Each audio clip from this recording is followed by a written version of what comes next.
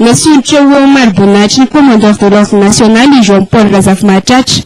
Telopolo taona mahery ny lomanosana taon'ny asa fanaovan-gazety teo anivon'ny radio-pirenena malagasy. Nakasitra ny fanjakana malagasy manokana izy noho ny zava-bitany teo amin'ny tontolon'ny asa fanaovan-gazety. Ny ministra serasera ary Laurent Razasson no solon-tena mpanjakana nanolotra ny Marbonatra teto.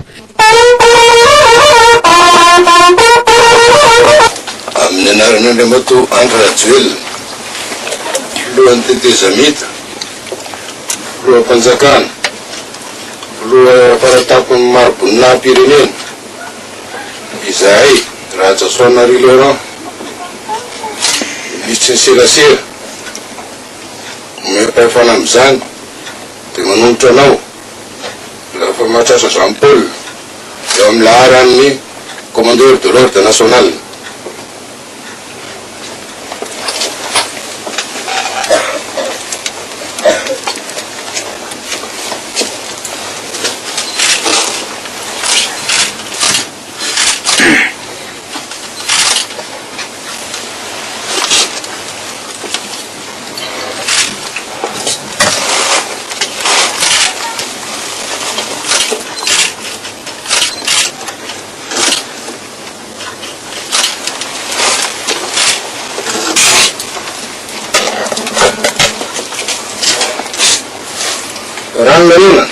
Ankoatr'izay dia manao ny adidiny amin'ny maha-malagasy teto ihany koa ny fianakaviam-ben'ny ministeran'ny serasera. Ny nofo moa dia hiala eto amin'ny zato Atsinanana ary hoentina atao veloma farany ny fiangonana FLM Manosbe alohan'ny ametrahana azy ao amin'ny fasandrazany ao Amorona, Fokontany Ambohitsinanana, commune Ambohitsoabe, district ny Manjakandriana.